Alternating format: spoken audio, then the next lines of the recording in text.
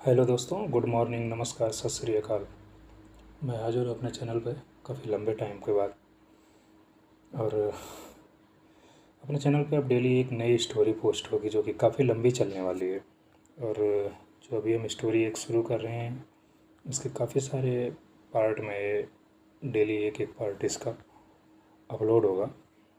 तो अपना चैनल को सब्सक्राइब करिए, लाइक करिए और नोटिफिकेशन की घंटी ज़रूर दबाएं, जिससे कि आप लोगों को स्टोरी के पोस्ट होने का टाइम आप लोगों को वीडियो मिलती रहे। चलो शुरू करते हैं। आज हम जिस स्टोरी को शुरू कर रहे हैं उसका नाम है लूसीफर द फॉलन एंजल। ये कहानी एक ऐसे देव पुरुष की है जो नरक का देवता होता है और धरती पर आ जाता है। धरती पर उसके सफ़र की है, जर्नी की कहानी है। तो आप लोग एंजॉय करिए इस स्टोरी को। शुरू करते हैं। किसी जंगल में बहुत सारे लोग किसी आदमी को जाल में पकड़कर कहीं ले जा रहे थे। ऐसा लग रहा था कि आज उस आदमी का शिकार होगा, क्योंकि वहाँ की हाहाकार से ही ये पता चल रहा था कि आज उन्होंने कुछ तो बड़ा किया है या फिर कुछ बड़ा होने वाला है। जिस आदमी को लेके वो जा रहे थे उसके शरीर पर नीचे सिर्फ एक पैंट थी और ऊपर के शरीर को कुछ ढक रहा था, तो वो था उसका खून। बहुत मुश्किल से वो बस अपनी आंखें खोल पाने की कोशिश कर रहा था और उस धुंधली नज़र से कहीं दूर किसी के हाथ में अपनी तलवार और कपड़े देख रहा था। लेकिन उसको कुछ याद नहीं आ रहा था कि यहाँ क्या हुआ और वो यहाँ कैसे पहुँचा। शायद रात को नशा ज़्यादा कर लिया था, जिसकी वजह से उसे पता ही नहीं चला कि कोई उसके हाथ के लेके गया हो या फिर वो आज हार गया किसी से। लेकिन ये तो पॉसिबल ही नहीं था। गुरुजी ने तो खुद कहा था कि इसे हराना लगभग नामुमकिन है। तो फिर हुआ क्या उसके हाथ, और होगा क्या आज उसके साथ? कौन हो तुम लोग? वो बस इतना ही बोल पाया, क्योंकि उसका शरीर उसका साथ नहीं दे रहा था और न उसको अपने सवाल का जवाब मिला, क्योंकि उसे बस हंसने की, गुर्राने की ही आवाज़ जो सुनाई दे रही थी। थोड़ी ही देर में उसकी सवारी रुकी। मतलब 4 लोग जिन्होंने उसे हवा में उठा रखा था उन्होंने नीचे फेंक दिया और वो आदमी लुढ़कता हुआ थोड़ी आगे जाके गिरा। और इस आदमी को देख के वहाँ का माहौल ही बदल गया। कुछ को तो अभी भी यकीन ही नहीं हो रहा था कि जो उनके सामने अधमरी हालत में है वो वही है या फिर वो लोग कोई सपना देख रहे हैं। मालिक, ये तो लेकिन इसकी भी किस्मत अच्छी नहीं थी, क्योंकि जवाब तो इसे भी नहीं मिला था।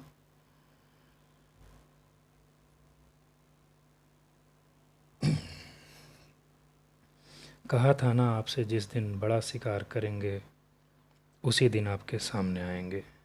उसी भीड़ में से एक बोला, जब तक वहाँ सबको रियलाइज़ हो चुका था कि सामने कौन है और थोड़ा थोड़ा नॉर्मल भी होने लगे थे।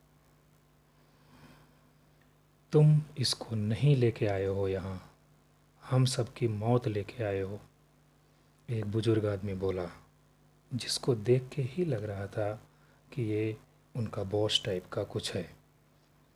इसकी हालत तो देखो गुरुजी, ये क्या मारेगा हमें? गुरुजी, और ना हम इसको मार सकते। आज नहीं तो कल इसके जख्म भरेंगे और या फिर उठेगा और हमेशा हमेशा के लिए हम सो जाएंगे। इसके शरीर के छोटे छोटे टुकड़े कर देंगे, फिर इसका ज़िंदा रहना या नहीं रहना से क्या फ़र्क पड़ेगा? सामने वाला आदमी बोला, गुरुजी, उतना नुकसान देना भी हमारे हाथ में नहीं है और ना हम कर सकते हैं। गुरुजी, हमें लगा था आप खुश होंगे, हमें इनाम दोगे, लेकिन आप तो हमें ही डांट रहे हो। गुरुजी, डांट नहीं रहा हूँ पुत्र, इससे मरना तो मैं भी बहुत इसे मारना तो मैं भी बहुत चाहता हूँ, लेकिन हम इस योग्य नहीं कि इसे मार सकें। अब हम क्या करें? गुरुजी इसे थोड़े और जख्म देंगे ताकि हम सब यहाँ से कहीं दूर भागने में कामयाब हो जाएं। क्या करें गुरुजी? गुरुजी, अंदर लेके चलो इसे।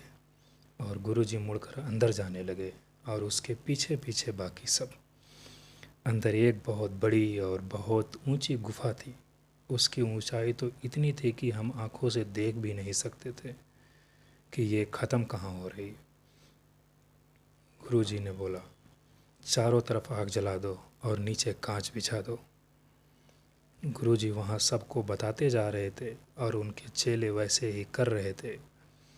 गुरुजी, अब इसको ऊपर लेके जाओ और चैन से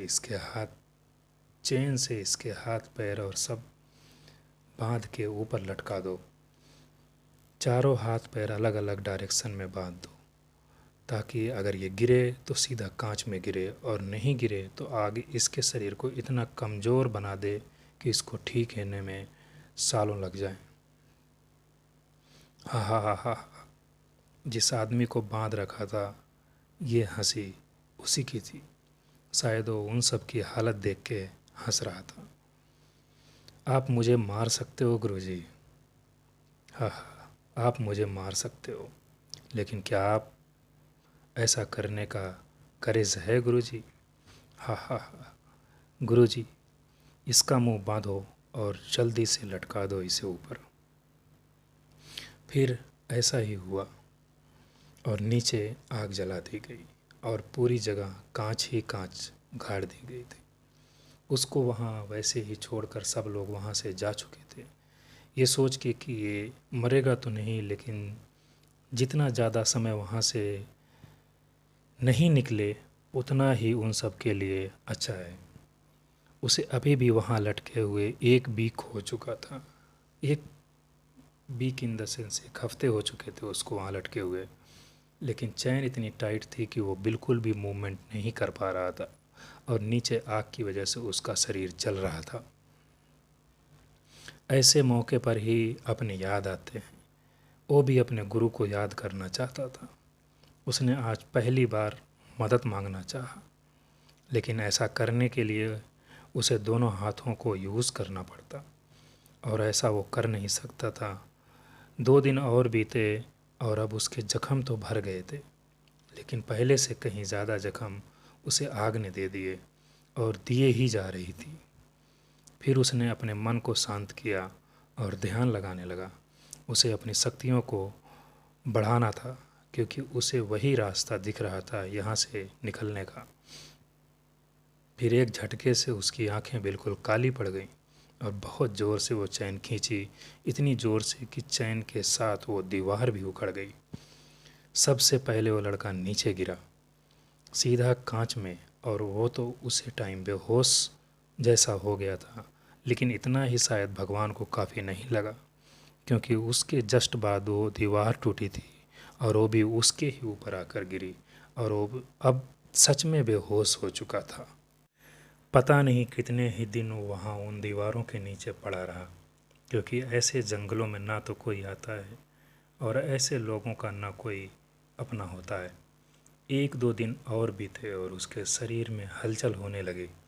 हाथ हिलाने की कोशिश करने लगा, लेकिन हिल ही नहीं पा रहे थे दीवारों की वजह से। बहुत मुश्किल से अपनी सांसों को कंट्रोल करके वो लड़का थोड़ा थोड़ा हिल के वहाँ से निकलने लगा और काफ़ी मेहनत के बाद वो निकल भी गया। उसके पूरे शरीर पर कांच ही कांच गड़े हुए थे और ज़्यादा वक्त हो जाने की वजह से ऐसा लग रहा था कि वो कांच उसके शरीर के ही हिस्से हैं। वो वहाँ से उठा और वहीं एक पत्थर पर बैठ गया। हालात अभी भी ठीक नहीं थे, शरीर में दर्द हर जगह हो रहा था, लेकिन उसे इन सब चीज़ों की ज़्यादा टेंशन नहीं थी। टेंशन थी तो उसकी तलवार की, जो वो लोग अपने साथ लेके चले गए थे।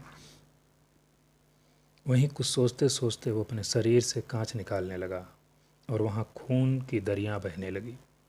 उसे देख के लग नहीं रहा था कि उसे दर्द भी फील होता है, क्योंकि शरीर की ऐसी हालत हो रही थी और उसके चेहरे पर एक सिकन तक नहीं थी। सब कांच निकाल के वो ऐसे ही खून में सने हुए जंगल में चलने लगा। उसे उसकी मंजिल का बहुत अच्छे से पता था, लेकिन वहीं रास्तों का बिल्कुल भी नहीं आइडिया था। वो बस चले जा रहा था और बस चला जा रहा था। रास्ते में जो पेड़ पर फल फ्रूट उसे दिखते वो उन्हें तोड़ता और किसी जंगली की तरह खाता जा रहा था।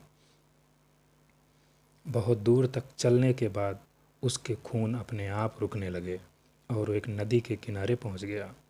पानी देखा तो एक पैंट पानी देखा तो एक पैंट जो पहनी हुई थी वो भी निकाल दी और नंगा ही उसमें कूद गया। दोपहर से शाम हो गई, लेकिन ये उसी में पड़ा रहा और ऐसा लग रहा था जैसे नहाता नहाता सो गया हो। जैसे जैसे रात हुई उसके शरीर में कुछ बदलाव आने लगे और अब पानी से भी बाहर आ गया। अपनी पैंट उठाई, पहनी और वापस चल दिया। सुबह और रात के टाइम में इसके शरीर में बदलाव बहुत ज़्यादा देखा जा सकता था। अब तो रात हो चुकी थी और पूरे जंगल में ऐसा सन्नाटा छाया हुआ था कि बस इस लड़के की चलने की ही आवाज़ चारों तरफ गूंज रही थी। आधी रात में ये किसी कुटिया के पास पहुंचा। वहाँ पे एक बाबा ध्यान लगा रहे थे, तो ये उसी के पास बैठ गया। बाबा को देख के ये भी खुद ध्यान लगाने लगा और ऐसे ही और वक्त गुजर गया। अब बाबा धीरे धीरे अपनी आंखें खोलने लगे और सामने बैठे लूसीफर को देख के हल्का सा मुस्कुरा दिए। तो दोस्तों, अपने हीरो का नाम लूसीफर है। बाबा, कुछ खो गया है क्या बच्चे? लूसीफर, किसी ने चुरा लिया है बाबा। लूसीफर बाबा के पैर छू के उनके आशीर्वाद लेते हुए बोला, बाबा, तुमसे चुरा लिया किसी ने? लूसीफर, मैं तो बस एक छोटा सा बच्चा हूँ बाबा। बाबा हाँ हाँ हंसते हैं। एक छोटा सा बच्चा पूरी दुनिया में आतंक मचाए हुए है। लूसीफर, दुनिया में गया कब मैं? अब तो कुछ याद भी नहीं है। बाबा, वापस जाने का समय बहुत जल्दी आएगा बेटा। लूसीफर, मुझे मेरी तलवार वापस चाहिए बाबा। बाबा, उसके लिए तो खून बहाना होगा, जो मैं बिल्कुल भी नहीं चाहता। लूसीफर, खून मैं बहा लूँगा, आप बस रास्ता बता दो। बाबा, दक्षिणा में क्या दोगे? लूसीफर, बाबा, जान नहीं दे सकता मैं, वो किसी और की है। उसके अलावा कुछ भी आप मांग सकते हैं। बाबा, जान तो मैं भी नहीं ले सकता तुम्हारी, वो तो कोई भी नहीं ले सकता। लूसीफर, सिवाय? बाबा, सिवाय किसी के भी नहीं। लूसीफर, क्या कर सकता हूँ मैं आपके लिए बाबा? बाबा, गुरुजी, ये जो गुरुजी है फर्स्ट वाला नहीं है। गुरुजी के पास जो, उनके पास कुछ है तुम्हारे लिए। लूसीफर, उन्होंने सब दे दिया है मुझे, अब ना मुझे कुछ चाहिए और ना वो कुछ दे पाएंगे। बाबा, दे पाएंगे, तुम्हारा भूतकाल, तुम्हारा बीता हुआ कल। लूसीफर हंसता है, अब तो मुझे ऐसा लगने लगा है कि उन्हें भी कुछ नहीं पता है, नहीं तो अभी तक बता चुके होते। बाबा, गुरुजी के पास जाओ, अपना आखिरी काम करो और सब जान लो। लूसीफर, कौन सा काम? बाबा, वो तो गुरुजी ही बताएंगे। लूसीफर, मेरी तलवार। बाबा, कुछ मंत्र पढ़ते हैं और वहीं एक गोल गोल गेट बन जाता है, जिसमें लूसीफर उन लोगों को देख सकता है जिन्होंने उसे पकड़ा था और अपनी तलवार को भी।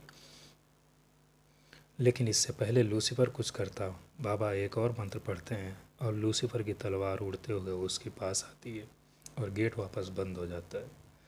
लूसीफर, कोई खून नहीं बहा। बाबा, वक्त के साथ सब होता है बेटा, अब जाओ, गुरुजी तुम्हारा इंतज़ार कर रहे होंगे।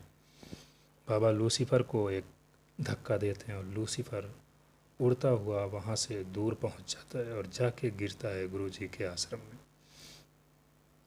सामने गुरुजी बैठे हुए थे और उसके आसपास बहुत सारे स्टूडेंट खड़े थे जो बस लूसीफर को ही देख रहे थे। लूसीफर खड़ा हुआ और जाके गुरुजी के पैर छुए। गुरुजी बस उसके सर पर हाथ रखे, लेकिन बोले कुछ नहीं। लूसीफर, बाबा ने बोला था आपको कुछ काम है मुझसे। गुरुजी वहाँ इशारे से सबको जाने को बोलते हैं। अब बस वो दोनों बच जाते हैं। गुरुजी खड़े हुए और वहीं टहलते हुए बोले, वक्त आ गया है। लूसीफर, किस चीज़ का वक्त? गुरुजी, तुम्हें तुम्हारी काबिलियत दिखाने का, ये साबित करने का तुम ही यहाँ के सर्वश्रेष्ठ शिष्य हो। लूसीफर, बुलाओ किसी को भी, अभी साबित कर देता हूँ। गुरुजी, तुम्हें इंसानों के बीच जाना होगा। लूसीफर, किसको मरना है? गुरुजी, बचाना है। लूसीफर, बचाना है और वो भी मुझे सिर्फ मारना सिखाया गया है और मुझे उसी में मज़ा आता है। गुरुजी, यहाँ बचाना है और इसके बाद तुम्हें मिलेगा तुम्हारा सच, तुम्हारा पास्ट। लूसीफर, अब तो मेरा मन ही नहीं करता अपना सच जानने का। गुरुजी, फिर भी तुम्हें एक काम तो करना ही पड़ेगा। लूसीफर, आप मुझे बताएं किसे बचाना है, मैं उसके सारे दुश्मनों को एक ही रात में मार देता हूँ। गुरुजी, सिर्फ इंसान रूपी दुश्मन नहीं है उसके, ऐसे भी हैं जो दिन में भी वार कर सकते हैं और तुम्हारे साथ दिन में क्या होता है ये तुम अच्छे से जानते हो। लूसीफर, इंसानों के बीच ऐसी शक्तियाँ क्या कर रही हैं?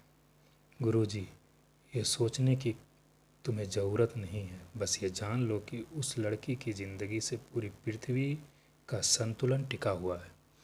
लूसीफर, ओह, तो वो लड़की है? गुरुजी, हाँ, लड़की है और उसके आसपास के लोगों को भी बचाना है तुम्हें। वो लोग जिनकी वो लड़की केयर करती है, उन सबको। लूसीफर, कितने वक्त तक?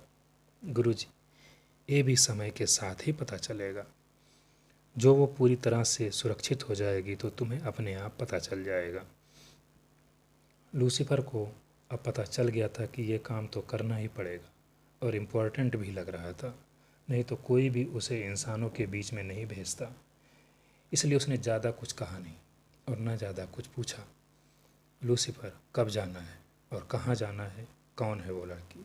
एक साथ उसने 3 सवाल दागे। लूसीफर, गुरुजी, अपनी हालात ठीक करो और जितनी जल्दी हो सके निकल जाओ। उन्होंने एक कॉलेज का एड्रेस दिया, तुम चाहो तुम भी वहाँ एडमिशन ले सकते हो। लूसीफर, उसकी ज़रूरत नहीं पड़ेगी, आप मुझे लड़की के बारे में बताओ, बाकी मैं देख लूँगा। उसके बाद गुरुजी लूसीफर को सब बताते हैं और लूसीफर वहाँ से चला जाता है। तो दोस्तों, आज का एपिसोड समाप्त हुआ। कल हम फिर इसी टाइम पे मुलाकात होगी आपसे और उम्मीद है एंजॉय कर रहे होंगे इस स्टोरी को आप। इस स्टोरी को लिखा है लोन सर्वाइवर भाई ने, हमारे बहुत परम मित्र हैं, तो मुझे लगा आप लोगों से शेयर करनी चाहिए तो मैं आपसे शेयर कर रहा हूँ।